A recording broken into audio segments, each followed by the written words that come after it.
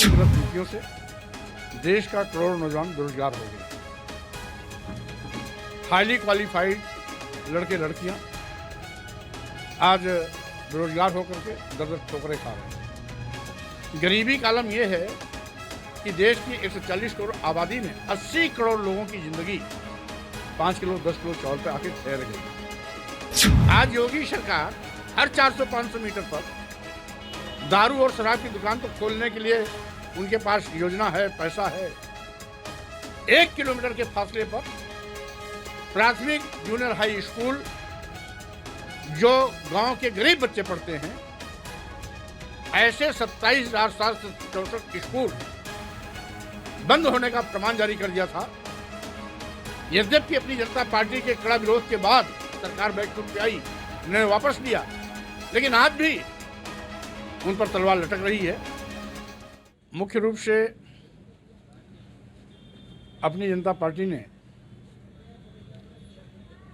देश और प्रदेश की तमाम जन समस्याओं को लेकर के सामाजिक परिवर्तन के महानायक माननीय काशीराम जी के जन्मदिन 15 मार्च 2025 से संविधान सम्मान जनहित कार्य यात्रा के माध्यम से प्रदेश भ्रमण पर निकली हुई है। क्योंकि जब से भाजपा की डबल इंजन की सरकार बनी है, सरकार की गलत नीतियों से देश का करोड़ों नौजवान बेरोजगार हो गया है। हाईली क्वालिफाइड लड़के लड़कियां आज बेरोजगार होकर के दर दर ठोकरें खा रहे हैं।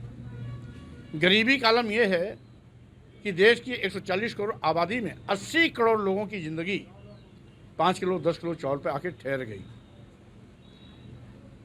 महंगाई आसमान पर है, जिससे आम लोगों का जीना दूभर हो गया। वादा करने के बावजूद भी मोदी सरकार आज तक किसानों को लाभकारी मूल्य नहीं दे पाई। पिछले 4 साल से धरनारत किसानों की एक ही मांग है कि हमारे उत्पाद का न्यूनतम समर्थन मूल्य घोषित कर दिया जाए, वो भी नहीं हो रहा है। छुट्टा जानवर किसानों की हरी भरी फसल चर के चौपट कर रहे हैं। ये किसानों पर आफत का पहाड़ अलग से टूटा है। आज खरीफ की फसल के लिए जब किसान उर्वरक, खाद, यूरिया आल लेने जाता है तो खाद तो नहीं मिलती। खाद के नाम पर पुलिसिया तंज और लाठी चार्ज का शिकार होना पड़ता है। आज योगी सरकार हर 400-500 मीटर पर दारू और शराब की दुकान तो खोलने के लिए उनके पास योजना है, पैसा है। 1 किलोमीटर के फासले पर प्राथमिक जूनियर हाई स्कूल जो गांव के गरीब बच्चे पढ़ते हैं, ऐसे 27,764 स्कूल बंद होने का फरमान जारी कर दिया था। यद्यपि अपनी जनता पार्टी के कड़ा विरोध के बाद सरकार बैकफुट पे आई, उन्होंने वापस लिया, लेकिन आज भी उन पर तलवार लटक रही है। और योगी सरकार प्रदेश के छोटे छोटे नन्हे मुन्ने बच्चों को स्कूली शिक्षा से वंचित करना चाहती है, जबकि राइट टू एजुकेशन के एक्ट के मुताबिक 6 साल से 14 साल के बच्चों को निःशुल्क अनिवार्य शिक्षा दिया जाना सरकार की पहली जिम्मेदारी है। इसके साथ ही साथ आज पूरा प्रदेश जंगल राज का शिकार बन गया है। कानून व्यवस्था ध्वस्त हो चुकी है। गुंडे माफिया आपराधी सत्ता के गलियारे में टहलते दिखाई पड़ रहे हैं, और जिसके नाते आज दबे कुचले पीड़ित जुल्म अत्याचार शिकार हो रहे हैं। उत्तर प्रदेश के 2-4 जिलों में रोजाना किसी न किसी दलित, आदिवासी, पिछड़े समाज के नौजवान की हत्या होना, बहन बेटियों को बलात्कार दुराचार का शिकार बनाया जाना आम है। यहाँ तक कि जंगल राज की चपेट में अब तो सत्ता पक्ष के लोग भी आने लगे हैं। अभी अभी गाजीपुर के एक थाने में एक भारतीय जनता पार्टी के स्थानीय पदाधिकारी कार्यकर्ता की मौत, और लखनऊ में एबीवीपी के छात्रों पर लाठीचार्ज, यह उत्तर प्रदेश के जंगल राज का एक जीता जागता नमूना है। वहीं पर देश के प्रधानमंत्री मोदी जी, जिसको वाराणसी के लोगों ने बड़ी उम्मीद से अपना सांसद बनाया था, और लोगों ने सोचा था कि एक चाय बेचने वाला का बेटा देश का प्रधानमंत्री बनने जा रहा है तो कुछ अच्छा करेगा, लेकिन वो भी जनता की कसौटी पर खड़े नहीं उतरे। और आज मोदी जी जो कभी चाय बेचने का बात कहते थे, आज वो देश बेच रहे हैं।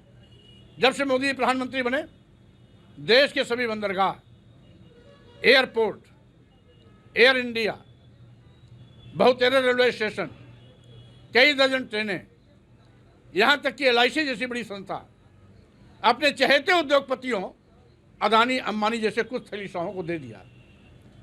यानी जनता की गाड़ी कमाई से बने सरकारी विभाग, प्रतिष्ठान, संस्थान, जिसमें देश के नौजवानों को सरकारी नौकरियां मिलनी चाहिए थी, आज वो निजी हाथों में जा रहे हैं।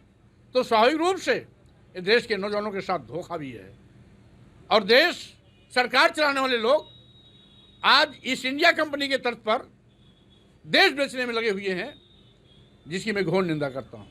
सरकार की निष्फलताओं को देखते हुए अपनी जनता पार्टी ने फैसला लिया है कि इनके सारे काले कारनामों के एक जनता के बीच में ले जाएंगे। हमारी कोशिश होगी कि आगामी 2027 विधानसभा चुनाव में बीजेपी की विदाई हो। अपनी जनता पार्टी सरकार बनाने के लिए तैयारी कर रही है। सभी 403 विधानसभाओं पर हमारी तैयारी चल रही है और जिन्होंने जनता के विश्वास के साथ धोखा किया है उनको सत्ता से बाहर करने का हमारा मुख्य लक्ष्य है। आज प्रधानमंत्री जी का जन्मदिन है, क्या कहेंगे? स्वाभाविक रूप से माननीय नरेंद्र मोदी जी देश के प्रधानमंत्री हैं। हम उनके इस आज के जन्मदिन के अवसर पर उनको बहुत शुभकामना देता हूं, बधाई देता हूं और अपेक्षा करता हूं कि जनता ने माननीय प्रधानमंत्री जी जो उम्मीदें जताई थी, माननीय प्रधानमंत्री जी जनता के विश्वास की कसौटी पर खरा उतरें। अदानी अंबानी को देश को सौंपने के बजाय देश को सशक्त बनाने की दिशा में कारगर उपाय करें, जिससे कि जो उन्होंने सबका साथ, सबका विकास, सबका विश्वास का नारा दिया था, जो आज झूठा साबित हो रहा है, उस कसौटी पर खरे उतरेंगे तो स्वाभाविक रूप से जनता की ओर से भी उनको शुभकामनाएं मिलेंगी।